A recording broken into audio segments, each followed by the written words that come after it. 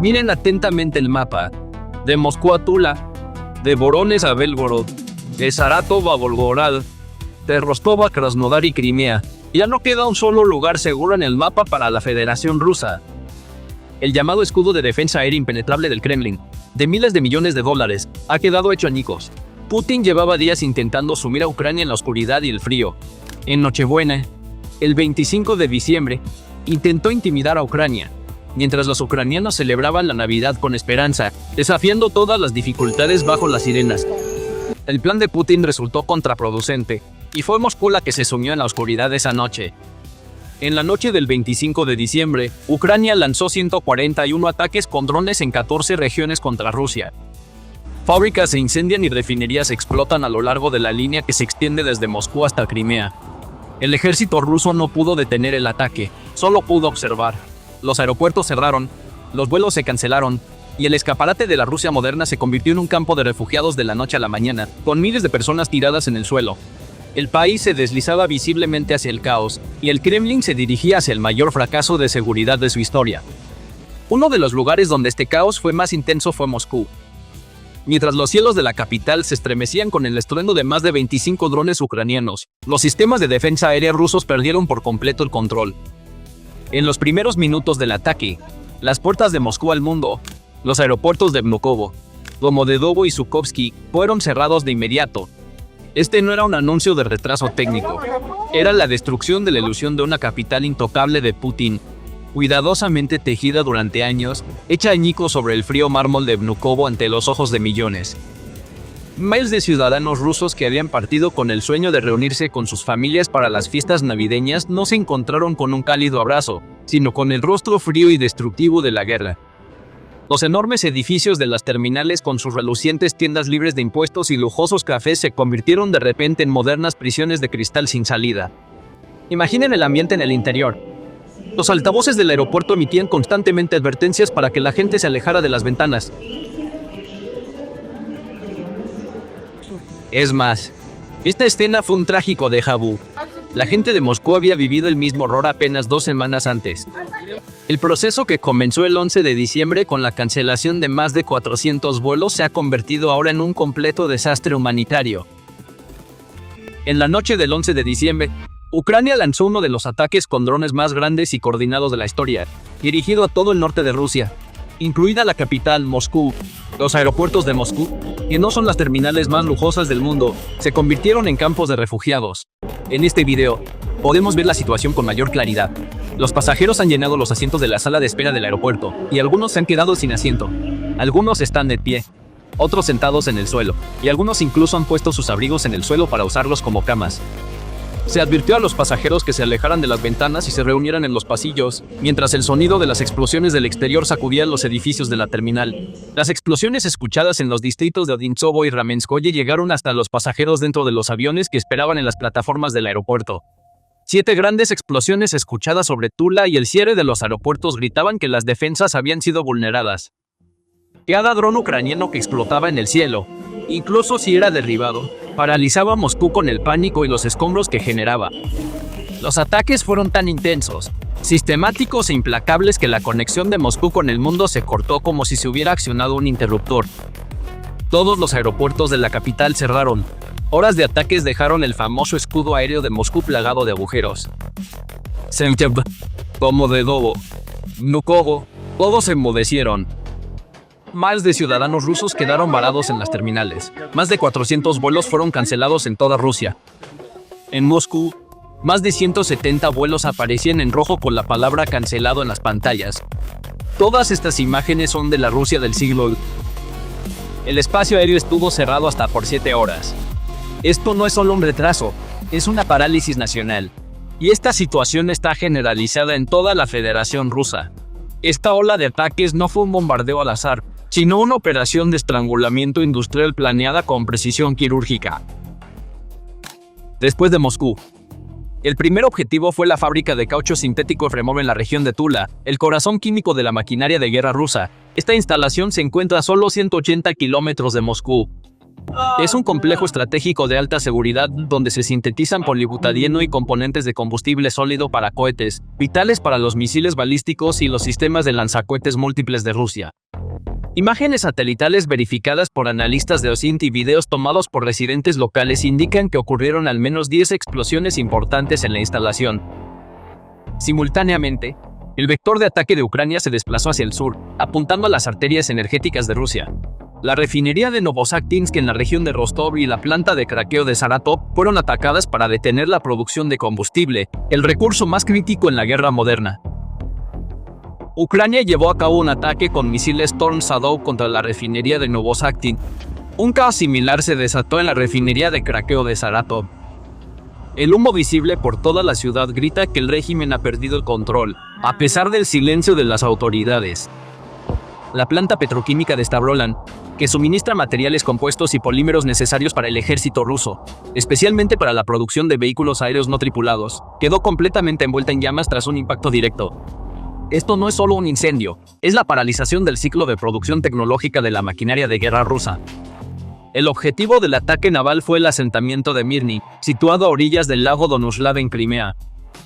Este era el centro del programa secreto de drones navales de Rusia, que había estado desarrollando tras quedar su flota del Mar Negro atrapada en los puertos. La inteligencia ucraniana determinó que los rusos estaban probando y almacenando sus propios vehículos navales no tripulados. Se ve que aquí el ataque arrasó por completo esta base y los prototipos que había en su interior. El intento de Rusia de desarrollar una capacidad de respuesta simétrica contra los drones Magura Beta-5 de Ucrania fue cortado de raíz. La situación era aún más grave en el puerto de Temeryuk, en Krasnodar. Enormes tanques llenos de productos petrolíferos recibieron un impacto directo y explotaron, convirtiendo un área de 2.000 metros cuadrados en una bola de fuego. El incendio, que el Ministerio de Situaciones de Emergencia ruso intentó extinguir con 70 bomberos y 18 vehículos pesados, provocó el cierre de otra de las puertas de exportación de Rusia. Temeryuk es uno de los centros de transferencia más críticos para los envíos de combustible y municiones del ejército ruso. Ahora estas arterias han sido cortadas.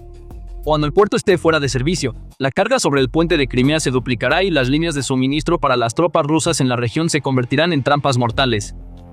Viendo el panorama general, los ataques del 24 al 25 de diciembre señalan mucho más que una victoria táctica. Apuntan a un escenario estratégico de fin de partida. Esta cadena de acontecimientos ha sacudido los tres pilares sobre los que descansa el régimen de Putin: el contrato social con el pueblo, el estatus de superpotencia energética y el mito de la invencibilidad militar, colocando simultáneamente al Kremlin en una posición de jaque mate estratégico. La pérdida de poder naval en Crimea significa que la Armada rusa se ha visto forzada a adoptar una postura puramente defensiva en el Mar Negro y ha cedido la iniciativa a Ucrania. Sin embargo, el aspecto más devastador del efecto dominó es psicológico, no físico. La explosión en Moscú y los ataques simultáneos con drones hicieron añicos el contrato social tácito que Putin tenía con el pueblo ruso. Para los ciudadanos que duermen en el suelo de los aeropuertos de Moscú, los trabajadores que respiran el humo de las fábricas en llamas de Tula y las familias despertadas por las explosiones en Rostov, este contrato es ahora nulo y sin efecto. La guerra ha salido de las pantallas de televisión para entrar en los propios hogares de los rusos. El Estado no está logrando proporcionar a sus ciudadanos el derecho más fundamental, la seguridad de sus vidas y bienes. Que el espacio aéreo de la capital, Moscú, se esté convirtiendo en un colador está propagando un virus de inseguridad que carcome la autoridad del régimen desde dentro. Esta situación está alimentando una ira silenciosa y pánico en las sobremesas, aunque todavía no se haya desbordado a las calles de la sociedad rusa. Para los oligarcas y los generales de alto rango que ven este proceso de colapso total del régimen, el barco se está hundiendo. Mientras los cielos de Moscú arden, los susurros en los pasillos del Kremlin ya no son promesas de lealtad, sino planes de escape. Mientras la élite rusa busca rutas secretas para transferir su riqueza y sus familias a refugios seguros como Dubái o Estambul, el miedo a ser declarado chivo expiatorio entre los generales ha alcanzado su punto máximo. Dentro del Kremlin, hay un silencio previo al motín donde cada cual vela por sí mismo.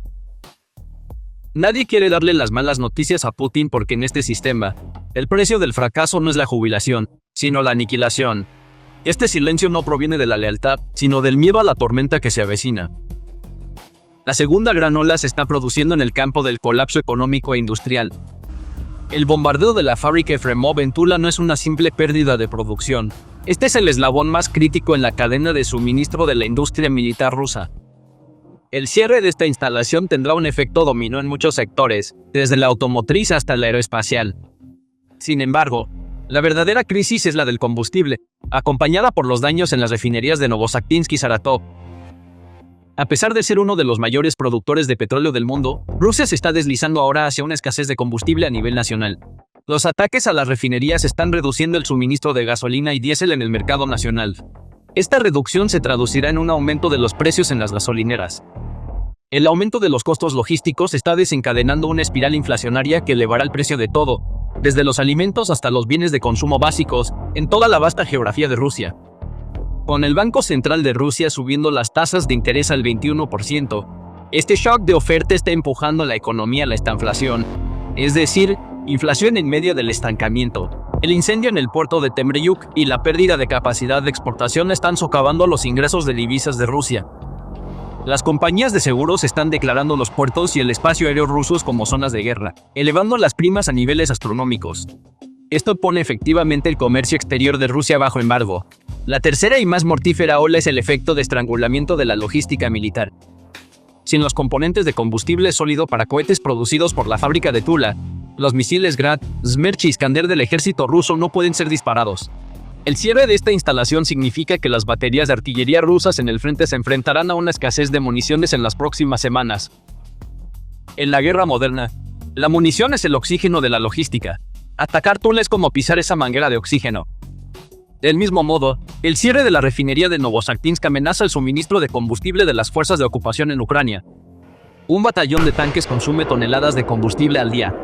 Si los camiones cisterna no pueden llegar al frente, esos tanques se convierten en montones de metal que valen millones de dólares. Ucrania pretende inmovilizar al ejército ruso atacando refinerías y depósitos. La destrucción del depósito de material de Lutsk, en la región de Luhansk, también forma parte de esta estrategia. La destrucción de los centros de distribución está sumiendo en el caos las líneas de suministro del ejército ruso. El ataque a la base de drones navales en Crimea también ha privado a Rusia de su última capacidad ofensiva en el Mar Negro. Obligada a ocultar sus grandes buques, Rusia ha perdido también ahora sus pequeños y sigilosos vehículos de ataque. Esto significa que la Marina rusa se ha visto forzada a una posición puramente defensiva en el Mar Negro, siguiendo la iniciativa a Ucrania. Desde una perspectiva de seguridad militar, en un entorno en el que se pueden alcanzar objetivos a 6.800 kilómetros de distancia, el concepto de retaguardia ya no existe para los comandantes rusos. Cada base, cada fábrica y cada almacén es una potencial zona devastada. Estos ataques han socavado el concepto de defensa en profundidad en la doctrina militar rusa. Los sistemas de defensa aérea están demostrando ser inadecuados contra enjambres de drones baratos, consumiendo sus costosos misiles y revelando sus propias posiciones. Cada explosión en los cielos de Moscú proclama a millones de personas que el ejército ruso es tecnológica y tácticamente impotente ante los innovadores ataques de Ucrania. Otra importante ruptura estratégica es la dependencia geoeconómica y el proceso de colonización de Rusia. Los ataques de Ucrania a refinerías e instalaciones de producción de alta tecnología, como la de caucho sintético de Tula, están poniendo a Rusia en un punto muerto tecnológico irreparable. Estas instalaciones fueron modernizadas con tecnología de empresas occidentales en la era postsoviética. Ahora, cuando estas torres y reactores son atacados, Rusia no tiene ni piezas de Siemens ni software de Honeywell para repararlos. Aquí es donde Rusia está siendo empujada a los brazos de China e Irán, a quienes ve como sus salvadores. Sin embargo, no se trata de una alianza entre iguales, sino de una rendición desesperada. Pekín observa con calma el caos industrial que vive Rusia y la está convirtiendo en un almacén de materias primas. Informes confidenciales y datos de mercado muestran que Rusia se ha visto obligada a ofrecer descuentos de hasta el 40% en el petróleo que vende a China. China proporciona las piezas que Rusia necesita para las reparaciones, a cuentagotas y a precios desorbitados, a menudo a cambio de concesiones políticas. El cierre de la fábrica de Tula significa que Rusia ha perdido su capacidad para mantener una industria de defensa propia e independiente y ahora depende de la cadena de suministro de China. Del mismo modo, la pérdida de su poderío naval en Crimea está obligando a Rusia a suplicar a Irán más drones AED y tecnología para embarcaciones. Rusia está retrocediendo de su pretensión de ser una potencia soberana para convertirse en un satélite tecnológico y económico de China e Irán. La tercera dimensión es el colapso de su imagen diplomática y global. Los constantes ataques a los aeropuertos de Moscú y a los puertos del Mar Negro han relegado a Rusia a la categoría de zona de alto riesgo en el mapa del comercio internacional. Para los gigantes de la logística mundial, las compañías de seguros y los inversores, Rusia es ahora un terreno inviable. El incendio en el puerto de Temeryuk no es solo la quema de un almacén, sino también la quema de la pretensión de Rusia de ser un proveedor de energía fiable.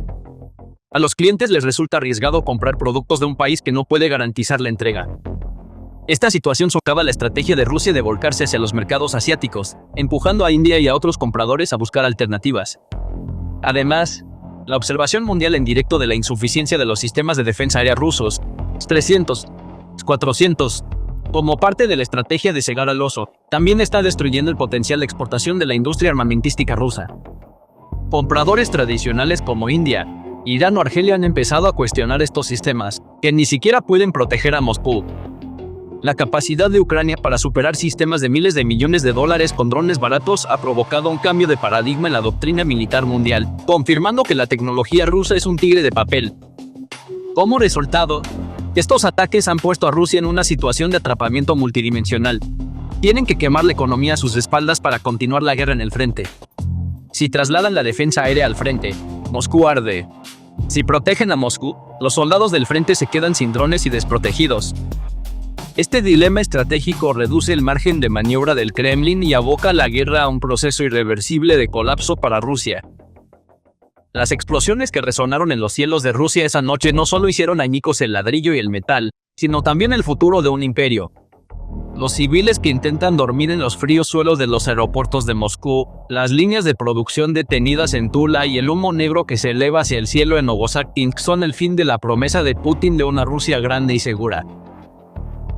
Rusia es ahora extranjera en su propia capital, un objetivo en sus propios puertos.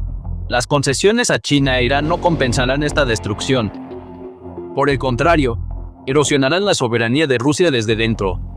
La guerra está ahora en cada calle, en cada cocina y en cada noche de insomnio en Rusia. La cuenta regresiva para el Kremlin continúa a un ritmo imparable.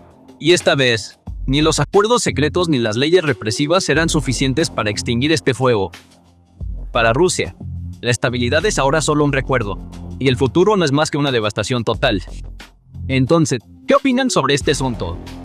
¿Podría la guerra, al llegar al corazón de Rusia, significar el fin de Putin? Compartan sus opiniones en los comentarios. No olviden suscribirse al canal y activar las notificaciones para mantenerse actualizados sobre los nuevos análisis de PPR Global. Gracias por elegirnos.